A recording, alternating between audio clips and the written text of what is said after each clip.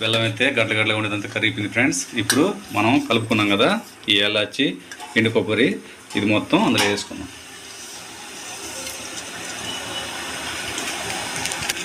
కొద్దిసేపు బాగా ఉడకనిద్దాం. కొద్దిసేపు అంటే ఒక 2 నిమిషాలు 3 నిమిషాలు ఫ్రెండ్స్ అంతే.